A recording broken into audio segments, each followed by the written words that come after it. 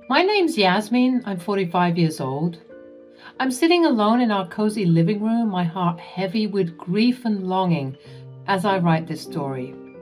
I feel like I finally have the gumption to materialize what I've been through as a means to therapize myself and also help anyone who might relate to the craziness that is my life.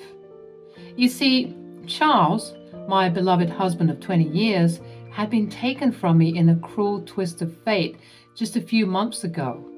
The pain of his loss is still fresh, but it was even more crippling when it happened. It was as if time had frozen at that moment when I received the devastating news of his car crash. The future we had envisioned together, filled with love, laughter, and countless more years of companionship, was abruptly shattered. Never would I have thought that I'd be a widow at 45 years old. The bond Charles and I shared was particularly profound, forged through the trials and tribulations we had both endured in our lives. We were two broken souls who found solace and healing in each other's arms. My own journey had been marked by heartache, as my parents, lost to the grip of addiction, had abandoned me at a young age. Their choice to prioritize drugs over their own flesh and blood left me with deep emotional scars. As for Charles, his relationship with his mother, Talia, was tumultuous at best. He had severed ties with her, cutting off all contact after years of disappointment and betrayal. But Talia, like a cunning serpent, would slither back into his life, feigning innocence and pleading for forgiveness. Each time he relented, hoping for a genuine change, she would eventually betray his trust, using him to fund her destructive drug habits and skip town. As I said, Charles and I found solace in each other's arms, building a sanctuary of love and trust that shielded us from the scars of our past. We were each other's rock, a safe haven in a world that had shown us little mercy. Our love flourished, and we dreamt of a future together that would defy the pain and sorrow we had endured. We were doing pretty good, if I do say so myself. It had been 2 years since we last heard from Charles's mother, and it seemed that Charles was finally coming to terms with the fact that his mother would never change. Hence, our success and growth as a couple. We were cultivating a brand of love and care which almost made these deep emotional scars fade. Almost. Charles' sudden departure from this earth left me reeling, drowning in a sea of sorrow and unanswered questions. How could life be so merciless, robbing me of the only person who had truly understood my pain and embraced my flaws?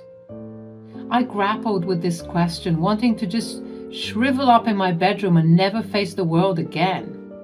But time, alas, just like death, isn't merciful and waits for no one. So we had to begin the funeral proceedings. As the days passed, I found solace in the loving support of my friends and family. Together, we navigated the difficult process of bidding farewell to Charles, ensuring that his departure from this world was marked with dignity and a celebration of the beautiful life he had lived. We held a heartfelt funeral service, gathering in my home to honor his memory and share stories that brought both tears and laughter. Amidst the bittersweet atmosphere, with the scent of freshly cut flowers permeating the air, a solemn doorbell rang, interrupting the melodic hum of conversations. Curiosity piqued, I made my way to the door, my heart fluttering with anticipation and uncertainty. And there, standing before me in a sea of black attire, was Talia, Charles's estranged mother, bearing a bottle of whiskey as a peace offering. At that moment, a storm of emotions swirled within me. Anger, resentment, and confusion battled with grief and the longing for closure. But as I gazed into Talia's tear-filled eyes, A flicker of understanding ignited within me. I knew that despite the pain she had caused, she too was grappling with her regrets and the weight of lost time. Without a word, I opened my arms, and Talia stepped forward. We embraced, holding each other tightly as tears were shed, each drop carrying a multitude of unspoken emotions. The years of bitterness and fractured relationships seemed to dissolve in that single heartfelt hug. Talia's whispered agonies washed over me, and though the wounds were far from healed, I found a glimmer of compassion within my heart. With Talia's entrance, a delicate dance of emotions ensued. My friends and family, wearied by the history between Charles and his mother, greeted her with wary smiles, offering her a seat at our table. It was a testament to their unwavering support for me that they set aside their reservations and welcomed her into our midst. Throughout the gathering, Talia shared stories of her own, painting a picture of a woman lost in the grip of addiction, desperately searching for redemption and forgiveness. She expressed her deep regret for the pain she had caused Charles, recounting moments of remorse and longing for the opportunity to rewrite their shared history. As I listened to her words, my heart softened, realizing that beneath the layers of hurt and disappointment, there lay a mother's love, tarnished but never extinguished.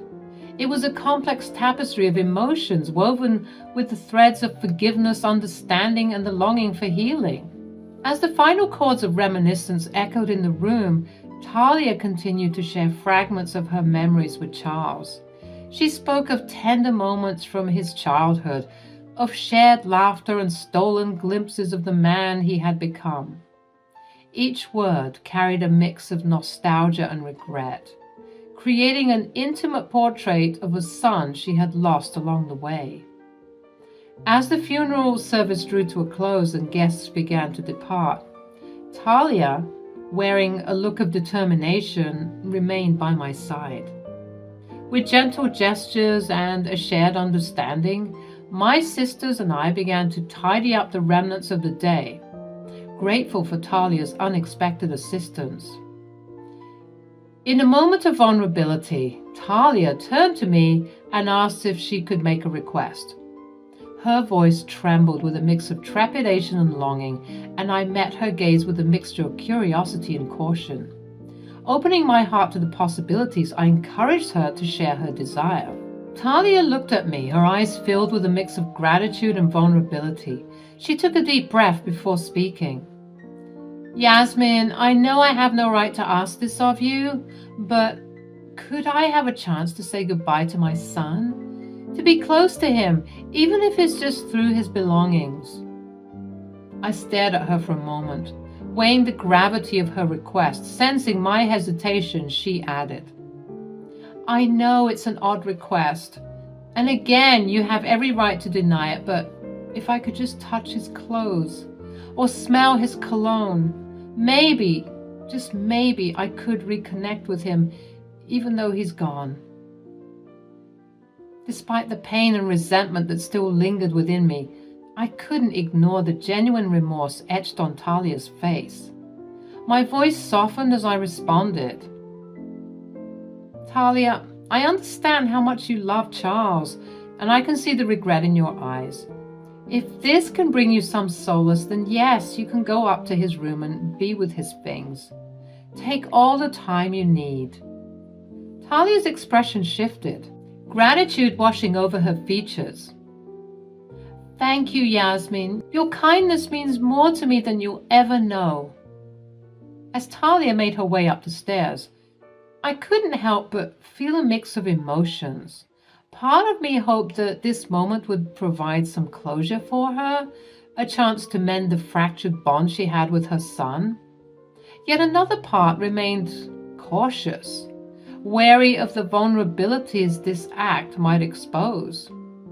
In the silence that followed, I allowed my thoughts to drift, reflecting on the intricate tapestry of human relationships, how fragile they could be, how easily they could be torn apart, and yet how resilient they could become in the face of healing and forgiveness. However, those moments of forgiveness and grace I held for Talia would soon be regretted. After about 30 minutes, Talia emerged from the bedroom, her eyes swollen and red, evidence of the torrent of tears she had shed. She appeared as if she had released an ocean's worth of grief and remorse in that solitary room. Her face, once stoic and guarded, now wore an expression of raw vulnerability. Talia took a deep breath, steadying herself before addressing us with a trembling voice. "Thank you for allowing me to have this time with Charles. I'm grateful for your kindness and understanding." Her words were filled with genuine sincerity, and I couldn't help but feel a twinge of sympathy for her. As Talia bid her final goodbyes, there was a sense of closure that enveloped the room. The weight of the day's emotions lingered in the air as if acknowledging the complex web of feelings we had all experienced. With heavy hearts, we watched Talia make her way out of the house, leaving us to reflect on the day's events. Hours turned into evening, and the sun began to set, casting a warm, glowing glow through the windows. My sisters and I sought comfort in each other's company, finding solace in more shared memories and gentle laughter. We reminisced about Charles, cherishing the moments we had spent together and drawing strength from the love that bound us as a family.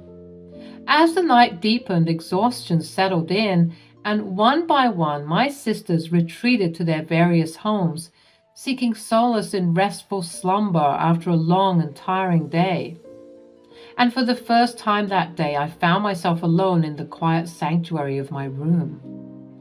Amid my grief, I recalled Talia's earlier request to have a private moment with Charles's belongings. Now, with the room enveloped in silence, I couldn't help but feel a tinge of curiosity. The longing to connect with Charles, even in his absence, tugged at my heartstrings, and so I allowed myself to explore his world, to immerse myself in the tangible remnants of his life. Gently, I began to examine his belongings, a collection of cherished items that spoke volumes about the man he was. I held his favorite watch, its rhythmic ticking a gentle reminder of the time we had shared. I traced the contours of his well-worn books, imagining the stories they had whispered to him. I looked over at the dresser, containing all of the things that were salvaged from the car wreck, his phone, his work bag, his watch, and his wallet. That's when I noticed, though, that the wallet was gone. As panic gripped my heart and desperation clawed at my soul, I frantically tore through the room, searching for the missing wallet. Every drawer was pulled open, every corner examined with fervor, but it was as if the wallet had vanished into thin air. The realization struck me with a force that stole my breath away. The wallet that had been retrieved from the wreckage of the car crash was now nowhere to be found. In that moment of distress, I knew I had to reach out to someone who could help me navigate this unsettling mystery. Maybe I remembered incorrectly, and maybe his wallet was never returned to my possession. With trembling hands, I dialed the number of Ramsey, a dear friend who had been present during the funeral and had also played a crucial role in retrieving Charles's salvaged belongings. Ramsey, a trusted member of the police department, possessed both the skills and the dedication needed to unravel the truth. As the phone rang, my heart raced and tears streamed down my face. Ramsey's voice, calm and reassuring, greeted me on the other end. I poured out my anguish, explaining the circumstances and the urgency of the situation. With a heavy sigh, Ramsey confirmed that he had indeed brought Charles's wallet back with the other belongings. A mix of relief and confusion washed over me. If Ramsey had returned the wallet, then where could it have gone? It was then that realization struck like lightning, illuminating the dark corners of my mind. It could only have been Talia, my twisted, estranged mother-in-law, who had seized the opportunity to snatch the wallet from the dresser while I was consumed by grief and unsuspecting of her motives. With a deep breath, I relayed my suspicions to Ramsay, my voice trembling with a mixture of anger, sadness, and disbelief. Ramsay, understanding the gravity of the situation, assured me that we would get to the bottom of it. Charles was one of my best friends. I promise you. If Talia had anything to do with this, we'll get to the bottom of it and make sure that she pays. At that moment, as Ramsay's words of comfort enveloped me like a warm embrace, a flicker of hope ignited within my heart. Though shadows loomed and uncertainty clouded the path before me, I knew that with Ramsay by my side, we would navigate the murky depths of this twisted tale. Together, we would uncover the motives that had driven Talia to commit such a heartless act, and bring closure to this chapter of our lives. As the days rolled on, the weight of grief still heavy upon my shoulders, I was confronted with yet another shocking revelation. The steady stream of bank statements that notified both me and Charles's phones bore witness to a growing storm brewing within Charles's accounts. It started with small amounts, a charge of $700 followed by $1,000, but soon escalated into a torrential downpour of deductions with staggering sums exceeding $3,000. Fear and concern gripped my heart as I watched the steady drain on Charles's hard-earned savings. It was a violation, a desecration of his memory that cut me to the core. With a heavy heart, I once again reached out to Ramsay, seeking guidance and solace in the face of this new ordeal.